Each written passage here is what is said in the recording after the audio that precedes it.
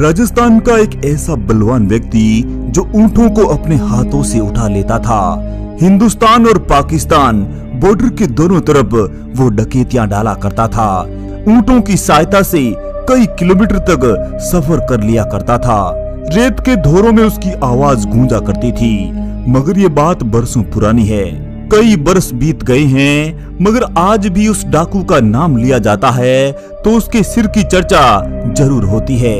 हम बात कर रहे हैं जैसलमेर के मशहूर नटवादक करना भील की। आखिरकार उस करना भील के साथ ऐसा क्या हुआ था? वे लोग कौन थे जो उस डकैत का सिर काट कर ले गए थे?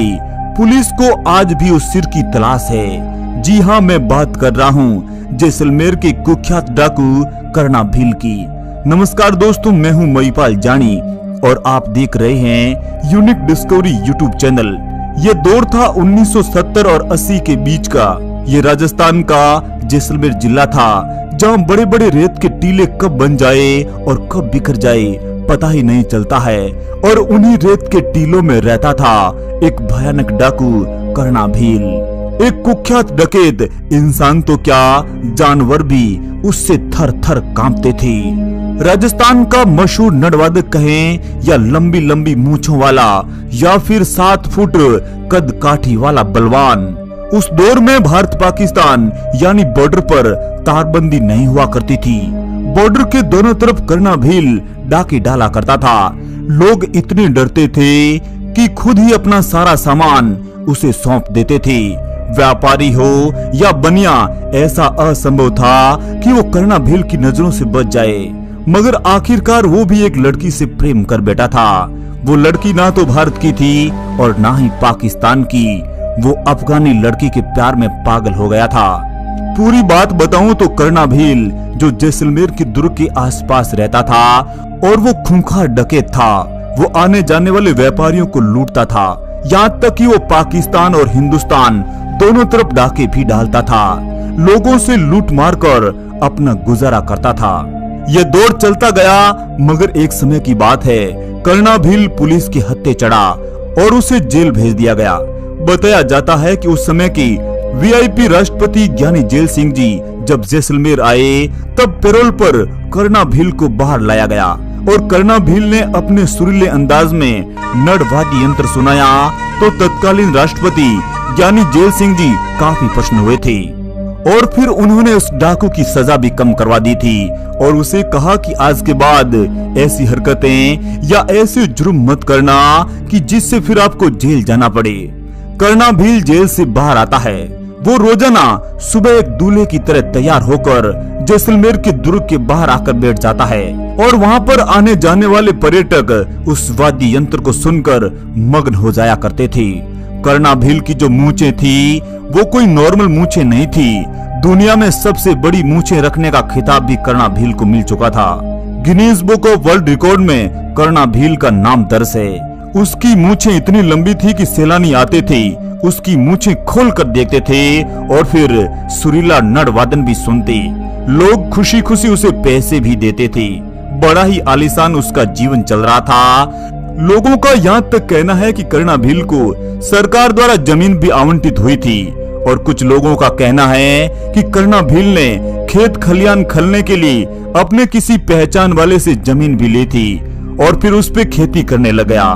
लेकिन कई साल बाद उस खेत का मालिक वापस जमीन लेने आया तो फिर करना भील मुकर गया। करना भील ने उसे साफ साफ इनकार कर दिया कि अब यह खेत मेरा हो चुका है, तुझे वापस तो नहीं दूंगा, जो तुझे करना है कर लेना।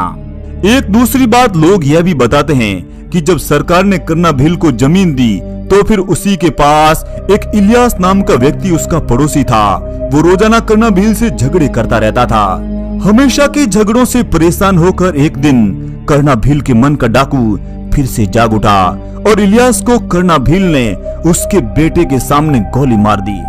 इलियास की मौत हो गई और बताते हैं कि इलियास की मौत पर इलियास के बेटे ने कसम खाई थी कि मैं भी करना भील का सिर काटकर अपने बाप की मजार पर चढ़ाऊंगा।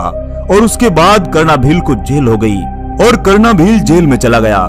कुछ लोग ये भी बताते हैं कि करना भील ने नाखूनों से कई महीनों की मेहनत से जेल में भी सुराख कर दिया था और वो आसानी से फरार हो गया। 13 साल बाद एक दिन ऐसा आता है, तारीख थी 2 अक्टूबर 1988 की। कर्णा भील ऊंट गाड़ी पर सवार होकर अपना चारा लेने जाता है। जैसे ही वह घर से रवाना हुआ तो उसे लगा कि आज कोई अपशकुन हो गया है, लेकिन जाना है इसका मतलब जाना है। रुकने का तो उसने नाम ही नहीं लिया। थोड़ी दूरी पार की ही थी, उसी दरमियान कुछ लोग कर्णा भील पर हमला करते हैं। कहते हैं कि उसे बुरी तरह पीटा गया, तब तक पीटा गया जब तक उसके प्राण पंखेरु उड़ नहीं गए थे, और कर्णा भील का सिर धड़ से अलग कर देते हैं और धड़ को ऊंट गाड़ी पर लादकर वापस मोड़ दिया जाता है, और ऊंट गाड़ी वहां से रवाना होकर सीधे घर के सामने आकर रुक जाती है, और जो सिर है वो लेकर वे लोग चले जाते हैं। आज इस बात को 35 साल बीत चुके हैं। आज भी उसका जो धड़ है वो पत्थरों से ढक कर रखा गया है, क्योंकि हिंदू रीति रिवाज है कि जब अंतिम संस्कार होता है तो एक एक अंग का होता है, पर बिना सिर के अंतिम संस्कार करे तो भी कैसे। आज तक ये पता नहीं चला है कि उसका जो सिर है वो रेगिस्तान के कई धोरों में दब चुका है, या जो काटने वाले थे वो साथ लेकर चले गए। सिर आखिर कहाँ है, हिंदुस्तान में है या पाकिस्तान में? इसका जवाब ना तो सरकार के पास है, ना पुलिस के पास, और ना ही किसी व्यक्ति के पास। पर उन घर वालों को ये तलाश है मुलजिमों की जिन्होंने सिर काटा।